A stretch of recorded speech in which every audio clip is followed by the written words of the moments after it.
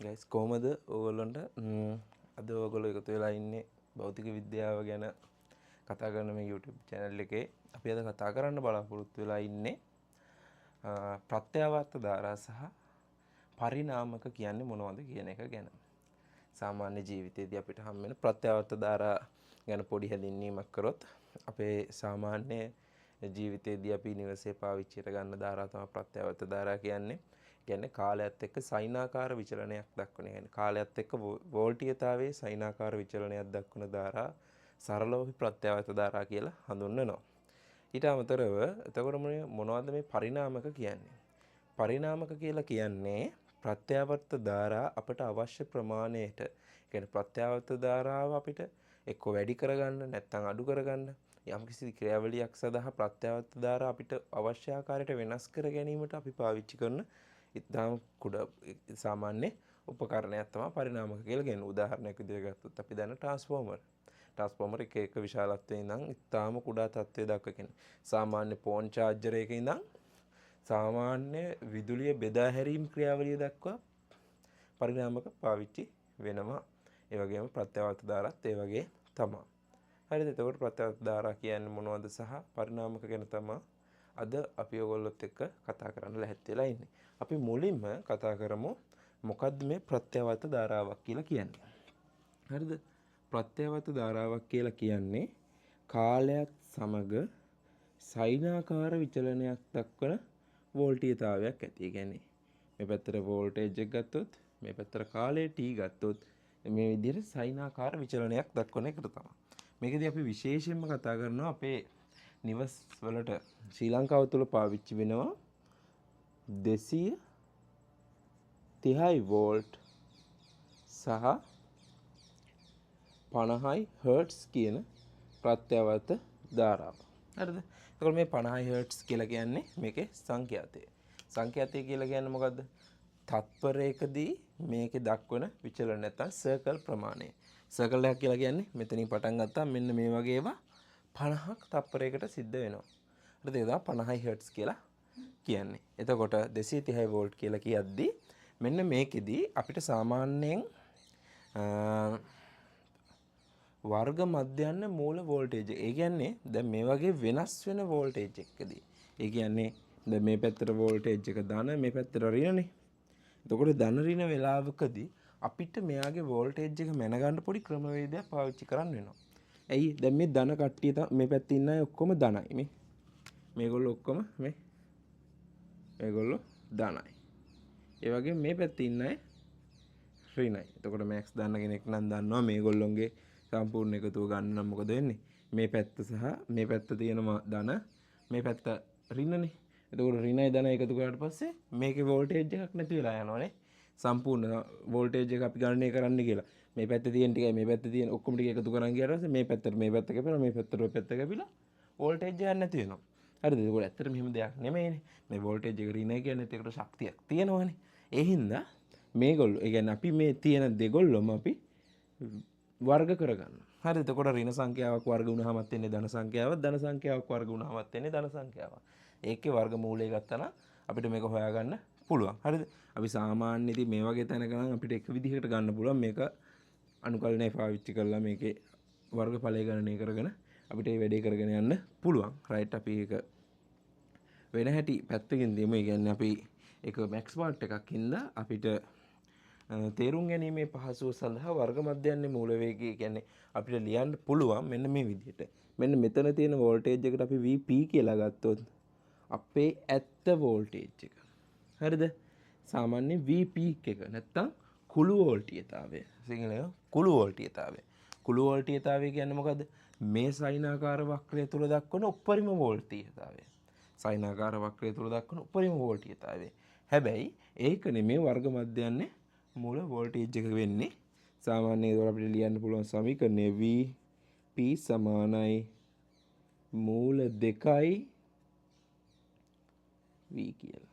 හරිද? එතකොට VP සමානයි මූල 2යි V. එතකොට V කියන එක හොයාගන්න නම් VP අපි බෙදන්න ඕනේ කීයද?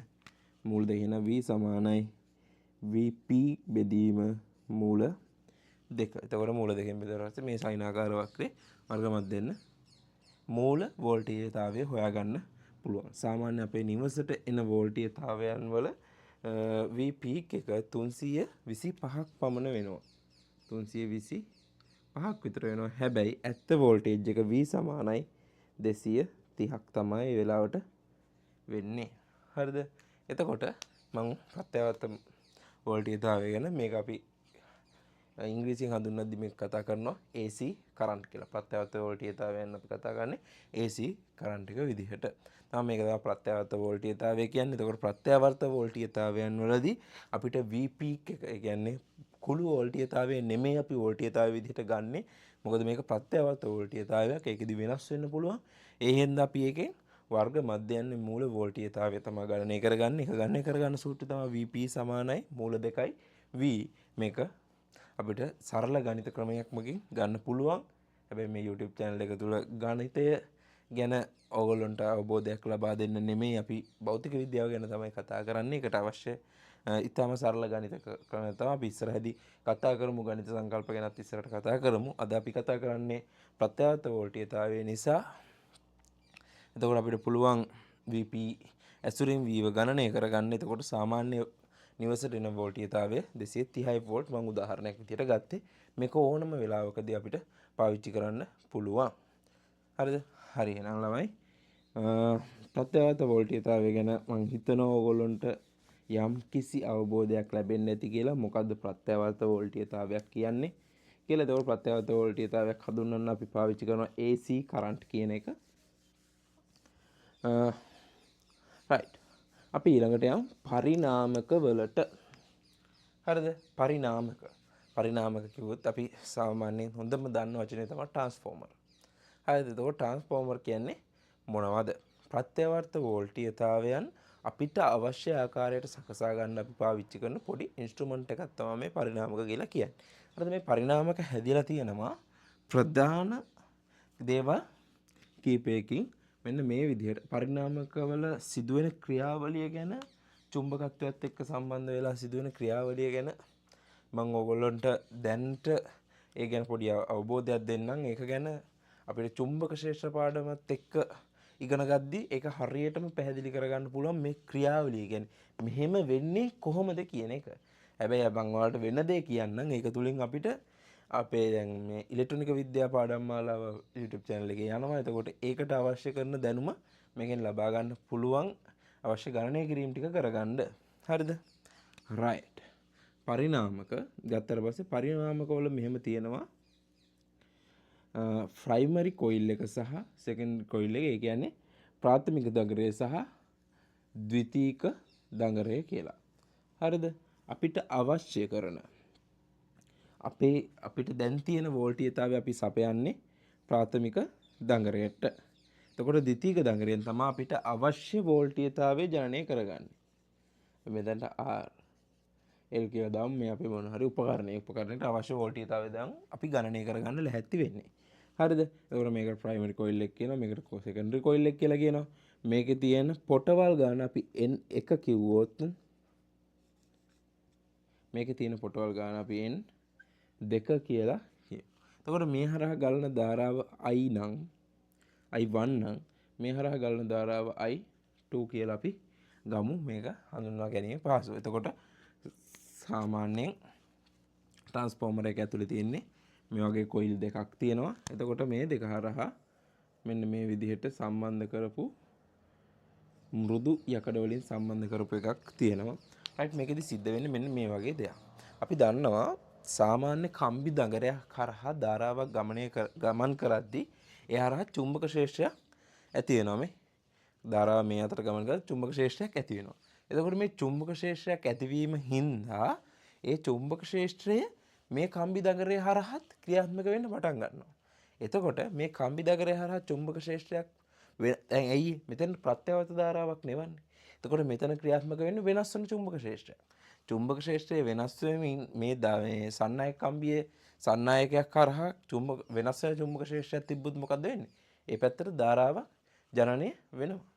හරිද? එතකොට ඒ ක්‍රියාවලිය තමයි වෙන්නේ. ඒ ඇතිවන චුම්බක ක්ෂේත්‍ර චුම්බක බල මේක හරහා සම්පූර්ණ කියන්නේ බාහිරට යවන්නේ නැතුව ඒ චුම්බක ක්ෂේත්‍රය ඇතිවන මුළු චුම්බක ක්ෂේත්‍රයම මේ කම්බිය හරහා යවා කියන්නේ සෙකන්ඩරි කොයිල් එක හරහා යවා ගන්න තමයි මේ විදිහට මෘදු යකඩ පාවිච්චි කරන්නේ. එතකොට මේ සාමාන්‍යයෙන් අපි මේක තියෙන්නේ ප්‍රයිමරි කොයිල් එක සෙකන්ඩරි කොයිල් එකයිනේ. ඔය වගේ තව ට්‍රාන්ස්ෆෝමර් තියෙනවා කොයිල් 3ක් තියෙනවා. එතකොට ප්‍රයිමරි කොයිල් එක තියෙනවා. එතකොට එක කොයිල් එකකින් ගන්න පුළුවන්. මේක හරි මැදින් තමයි. එතකොට ඒ කොයිල් එක තියෙන්නේ. එතකොට අපේ ධන ඍණ ප්‍රශ්නේ කියන්නේ යට පැත්තටයි අනිත් පැත්තටයි ගන්න පුළුවන් විදිහේ කොයිල් තියෙනවා. ඒ පොඩි ඇඩ්වාන්ස් ලෙවල් එක කියන්නේ අපිට එදිනෙදා ජීවිතයේදී කියන්නේ සාමාන්‍ය ඉලෙක්ට්‍රොනික විද්‍යාව හදන්න කට්ටිය නම් දන්නවා. ඒක එතකොට අවුට්පුට් දෙකක් ගන්න පුළුවන්. හරිද? ඒ කියන්නේ ග්‍රවුන්ඩ් එක කොහොමද ග්‍රවුන්ඩ් එකම තමයි. එතකොට මෙතනින් අවුට්පුට් එක ගන්න පුළුවන්. මෙතනින් අවුට්පුට් එක ගන්න පුළුවන්. එතකොට කොයිල් එකෙන් අපිට වැඩ ගන්න පුළුවන් අපිට කියන ඕන විදිහට. ඒක අපේ භාවිතයේ පහසුව සඳහා කරපු නිර්මාණය. හරි. එතකොට මේ විදිහට තමයි මේ ට්‍රාන්ස්ෆෝමර් එක හැදලා තියෙන්නේ. ඒකේ විද්‍යුත් චුම්බක ශේෂ්ත්‍රයක් හින්දා තමයි මේ විදිහට මේකේ ගමන් කරන ධාරාව මේකෙදි ජනනය වෙන්නේ. රයිට්. හරිද? එතකොට මේකෙදි ප්‍රධාන වශයෙන් අපි පාවිච්චි කරන සූත්‍ර දෙකක් තියෙනවා. මේක තමයි ඕගොල්ලන්ට වැදගත් වෙන්නේ. හරිද? ප්‍රධාන වශයෙන්ම මේක. මේ සෙකන්ඩරි කොයිල් එකේ තියෙන වෝල්ටීයතාවය අපි V1 කිව්වොත් ප්‍රයිමරි එකේ V1 කිව්වොත් සෙකන්ඩරි එකේ V2 කියලා කිව්වොත් අපිට මෙන්න මෙහෙම එකක් ගන්න පුළුවන්. මේ කොයිල් එකේ පොටවල් අතර අනුපාතය සමානයි වෝල්ටේජ් අතර අනුපාතයට. මොකද්ද? කොයිල් එකේ පොටවල් අතර තියෙන අනුපාතය සමානයි මේ දෙපැත්තේ තියෙන වෝල්ටේජ් අතර තියෙන අනුපාතයට. රයිට්. එතකොට අපිට කියන්න පුළුවන් මෙන්න මේ වගේ කතාවක්. V2 බෙදීම V1 සමානයි N2 බෙදීම N1 විදිහට ගන්න පුළුවන්. එතකොට අපිට මෙන්න මේ සංරචක හතරෙන් එක සංරචකයක් දන්නේ නැත්නම් ආදේශ කරලා ඊටු සංරචකයේ හොයාගන්න පුළුවන්. රයිට්. මම කියන එක තේරෙනවද? ඒ කියන්නේ දැන් අපි V1 උත් දන්නවා නම් N2 N1 උත් දන්නවා නම් V2 හොයාගන්න පුළුවන්. මේ සමීකරණයට ආදේශ කරන්න තමයි තියෙන්නේ. අපි උදාහරණයක් විදිහට ගමු මෙන්න මෙහෙම. කොයිල් එකක් තියෙනවා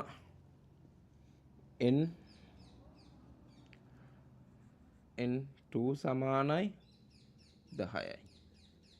N1 සමානයි ඒ කියන්නේ මේ පැත්තේ කොයිල් එකේ තියෙන ප්‍රමාණය සමානයි 20යි නම් V2 සමානයි අපි දන්නේ නැත්නම් V1 සමානයි අපි හිතමු 100යි වෝල්ට් කියලා. නෝඩ් නම් අපිට අපෙන් අහනවා V2 කොච්චරද කියලා.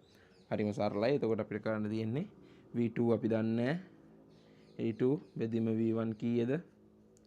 100යි සමානයි N2 10යි N1 20යි. එතකොට මේකෙන් ගුණ වෙනවා. එතකොට V2 සමානයි කීයද? 50යි වෝල්ට්. එහෙනම් මේ පැත්තෙන් 100යි වෝල්ට් දුන්නාම මේ පැත්තෙන් අපිට ගන්න පුළුවන් 50යි වෝල්ට්. හරි සරල උදාහරණයක්.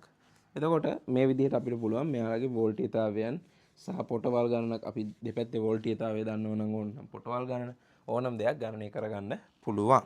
හරිද? එතකොට අපි හිතුවොත් මෙතනදී ශ්‍රමතා හානිය, ඒ කියන්නේ ශක්ති හානියක් වෙන්නේ නැත්තම් අර සාමාන්‍ය ශක්ති හානියක් නොවි තියෙන උපකරණයක් මේ ලෝකේ නැහැනේ පරිපූර්ණ උපකරණ.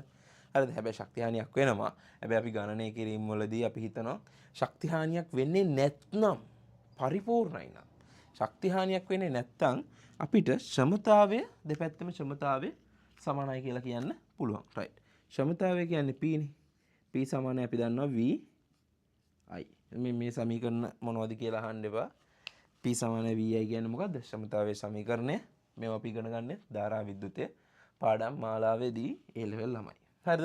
මේ ගැන අධ්‍යයනය කරන්න ඕනේ නම් දැන් ධාරා විද්‍යුතය පාඩම් මාලාව ගැන අධ්‍යයනයක් කරන්න A level ළමයි. නැත්නම් අපිට Google එකේ සර්ච් කරලා අවශ්‍ය දේවල් ගැන ගන්න තොරතුරු ලබා ගන්න පුළුවන්.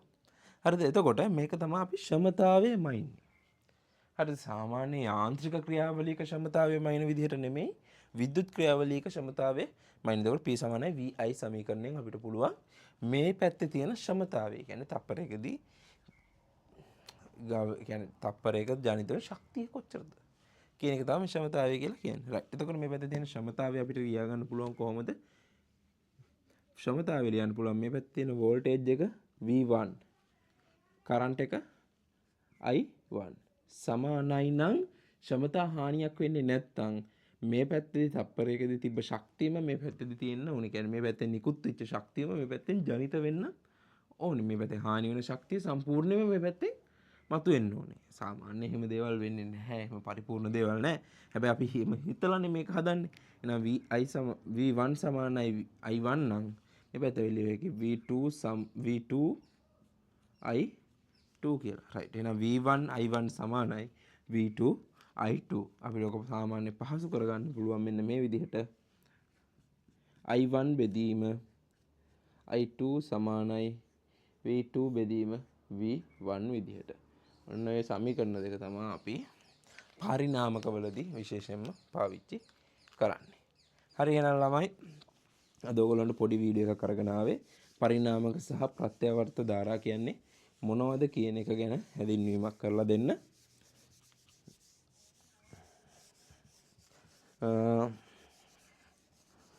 මං හිතනවා ඒක මං ගත්ත උත්සාහය සාර්ථක වෙන්න ඇති කියලා.